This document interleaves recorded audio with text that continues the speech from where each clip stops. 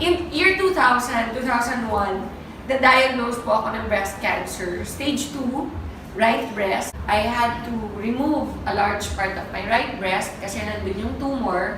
And sinabi po sa akin na cancerous siya. And 30 years old pa lang ako noon. So ang feeling ko, ang bata-bata ko pa, mamamatay na ako. In spite of all the fear and all of that, talagang nagpursige. I prayed so hard. Sabi ko, Lord, kung trial lang to, kung may dahilan ka, kung may purpose ka para sa akin. That is when after my first chemotherapy, where I lost all my immune system. Ang average po ng immunity ng white blood cells sa katawan ng tao is between 15 and 20,000. Ang akin po, bumagsak ng negative. As in, walang-wala na. Ubos.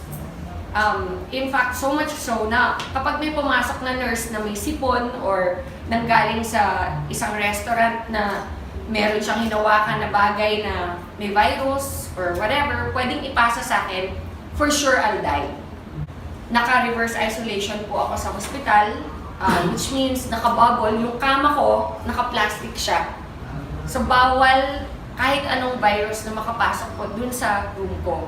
Kasi my health was so detrimental. It was during that time that I begged my doctor to allow me to have a laptop. Kasi, kunyari, itong stage na to, naka-cover ng plastic. Okay? At ako'y nasa loob, in a bed. Ano magagawa mo doon? Wala.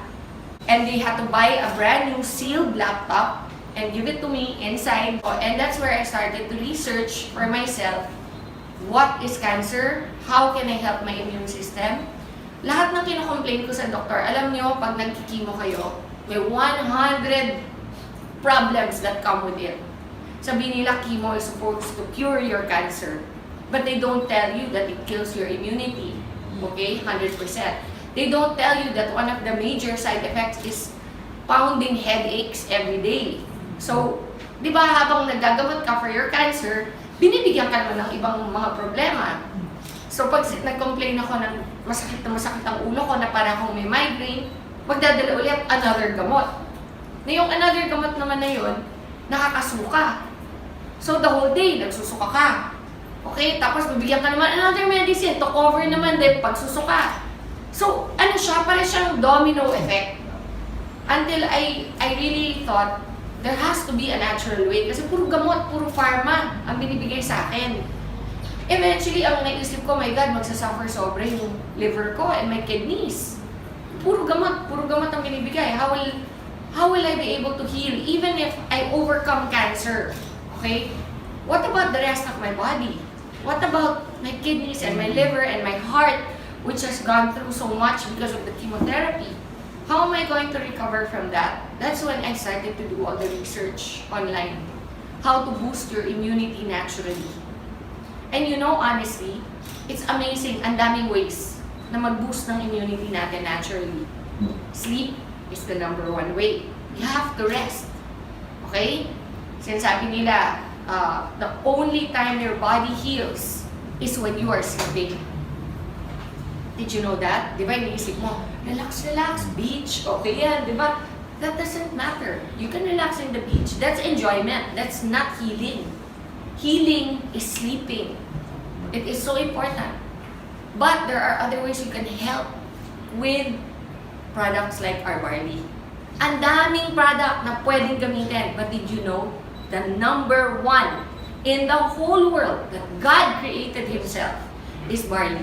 Process of elimination, isa-isa kong ni-research yan. Imagine, I had 9 months in that bubble to discover what God really created that is the best for our immune system. And during the time, you have to remember, di ko naman alam na someday I'll be standing in front of people like you. Ang purpose ko lang during the time is for my own healing. Yun lang yung focus ko na, okay, so kung ginagawa mo yung research and yung training of your own knowledge for yourself, it doesn't matter about anybody else at the time. Gusto ko lang mahila ko sa sarili ko. Okay, so that's how I focus my research. What will help me? You know, there's a saying, knowledge is power, correct? So you have to become knowledgeable. my own research and my own readings, I realized, isa-isa, malunggay. Wow, taas ng ano niyan, healing powers niyan. Okay? Yung ampalaya, taas din ng healing powers niyan. Guyabano, wheatgrass, but above them all is barley. The best way to boost your immunity is through barley. And so, since alam ko na kung anong barley, at kung ano yung pinaka-best way to boost my immune system, next step, aling barley. Daming klaseng barley from all over the world. Okay, meron India, may China. Actually, barley can be grown in any cold country. May US, okay, everywhere. New Zealand. The best is from Australia. And only one place in Australia grows barley. Why? Because the weather, the soil, the way it is planted and harvested, the way it is treated in the plant, so that the integrity and the purity of the product itself, of the plant itself, is contained 100%. You know, during my first chemo, I was in that bubble. I was thinking already things like, pag namatay ako, kamusta kaya yung anak ko? Sino mag-aalaga? All the things that you don't think about when you're 30. And I was already thinking, and accept ko na, okay naman daddy niya eh, kahit ibalay kami. Mapapalaki niyang mabuti yan. Andiyan naman mama ko, my sisters, di ba? Little did I know that God had a plan. That someday, what now? That was 2000. 17 years later, I would be here with you. Iba magplano si Lord. Do not assume to know. Grabe, for me, kaya ako very emotional kasi it's so real for me. It was a time when I really thought natapos na yung buhay ko. And then, every single time meron ganito na gathering or yung launch ng I Am natin, di ba yung sobrang grateful ako na, wow God, binigay mo pa rin sa akin itong opportunity na maka-share. Even if the worst thing happened to me in my life na because of that cancer, because of that experience, andito ako ngayon. Nakakatulong sa maraming tao through I Am. Diba? Sobrang nakaka-overwhelm. Alam nyo, after my first chemo, which I was in that isolation for so long, on my second chemo, di na ako na-isolate. Yung immune system ko, which took 21 days to recover from the first chemo. During my first chemo, I ended up in the ICU. Okay? Yan, tama yan ha. Ako to. I'm not very good at drawing. Okay? Nakabubble yan. Ang first chemo, say day 1. Ito pala. Wala talaga. Wala. Yes. Day 1 yan. Day 1. First chemo. Ang treatment ko is 4 chemos. Dapat. And then after the 4 chemos, 21 days of radiation therapy. So on day 1 of my first chemo, the doctor already told me na you have to recover, your white blood cells will be wiped out. It's natural, sabi niya. Your second chemo is 21 days from now. Within 21 days, your white blood cells have to be recovered. If not, we cannot give you the second chemo. Okay? And if we cannot give you the second chemo, you will go back to the first again. Can you imagine? Eh, yung first pa lang na gusto ko na mamatay. May 3 pang matitira. Tapos pag disqualify, uulit. Makakailan ako. Yun yung nasa mind ko. So, kailangan talaga ma-hit ko yung 21 days. So, I cannot rely lang on what the doctors are saying. Kasi for me, okay, andyan na lahat ng sinasabi na gagawin ko. Pero, kailangan din tulungan ko sarili ko. Doon pumasok yung research. Doon pumasok yung Barley. Nung na-discover ko na, alam nyo, on the 20th day, every day kukunan ka ng dugo. Every day for 21 days. On the 20th day, sinabihan ako, You made it. We can give it to you tomorrow. Imagine, ka-recover ko lang today.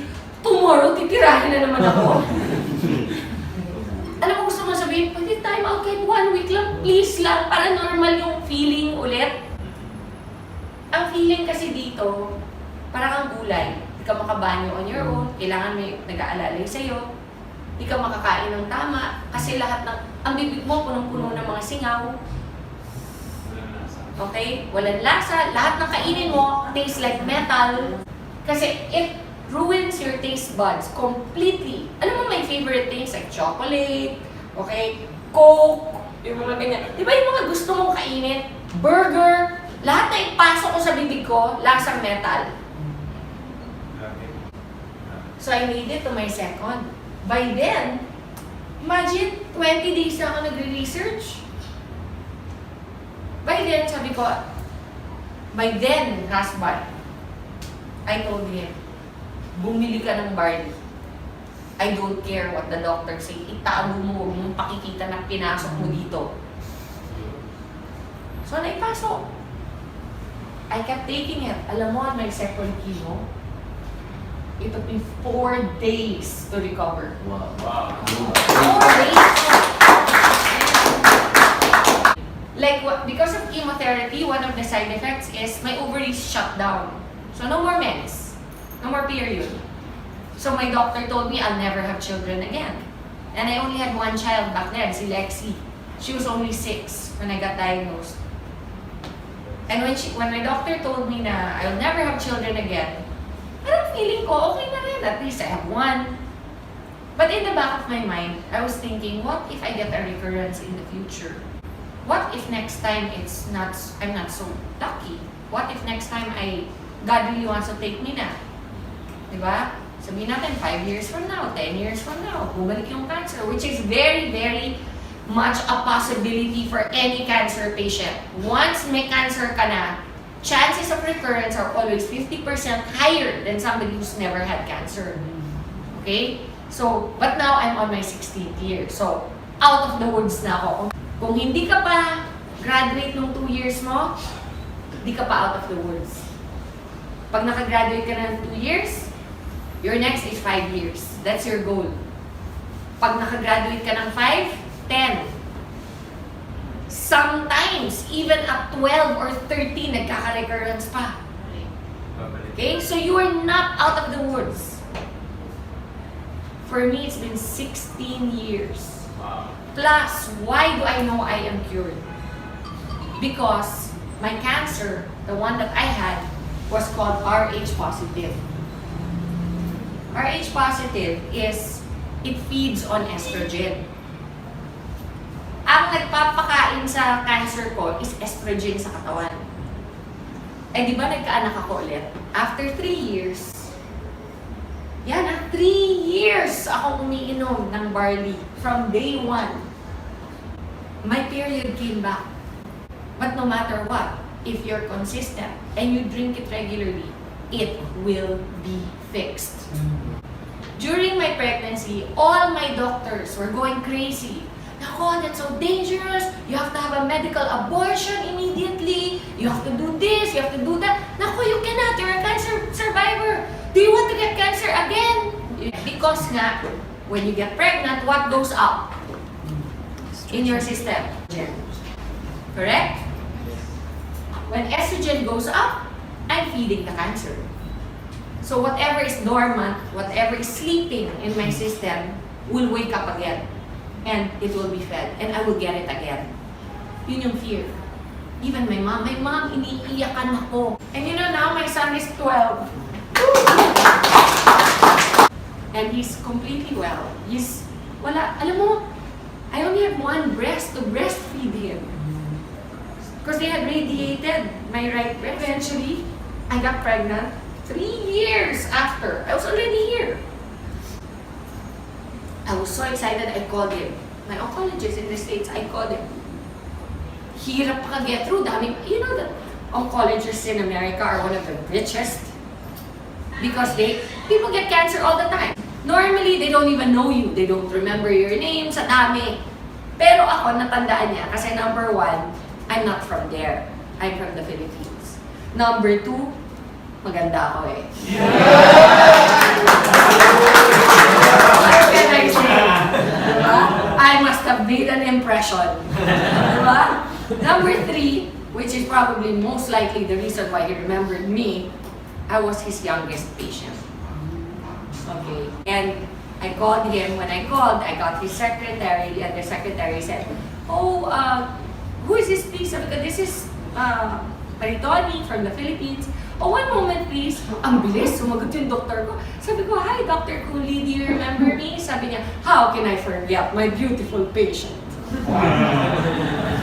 Sabi niya, "What is something wrong? Are you having a recurrence?" Kasi normally, tatawag ka lang muna sa doktor mo kapag nagkaroon ka ng problema ulit, di ba? Sabi ko, "Oh, no, I'm perfectly fine, thank you very much. But I just wanted to call you because I remember how you told me I would never have a child again. And I just wanted to share the good news with you that I'm going to have another child." Those were my words, "I'm going to have another child." There's silence on the phone, no? And then he goes, "Well, you know what? I'm really glad you decided to adopt." Ganon siya ka-certain that I would never be pregnant again. So I said, no, Dr. Cooley, you don't seem to understand. I'm pregnant. Again, silence. Tagal. So, are you there? Are you still there, Doc? Sabi niya, no, that's not possible. Sabi niya sa akin. Sabi ko, "No, Doc, I'm pregnant. And I'm gonna have a son." Kasi by that time, alam ko na, no, I was already mga 4 months pregnant. And he said, "Oh, no, wait, what did you do?" Sabi, "What did I do?" "Oh, I had sex."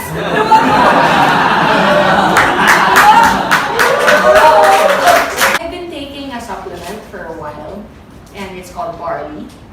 And ako yung nag-educate sa kanya about what I had done this whole time, from day 1. Sabi niya, "Oh, you're a sneaky one." Sabi ko, "But it worked." And sabi niya, "Oh, well, I'm very happy for you. You know, and in as much as we are not allowed to recommend those things, being doctors, we do not stop our patients if they want to." Sabi niya. So, imagine, that's my oncologist na. He's the one that told me I'll never have a child again. He's the one that told me that, you know, if I get pregnant, for sure I'll have a recurrence. And yet, here I am. My child is 12 years old. I'm 100% in good shape. I would like to say I'm in more than good shape. Yes!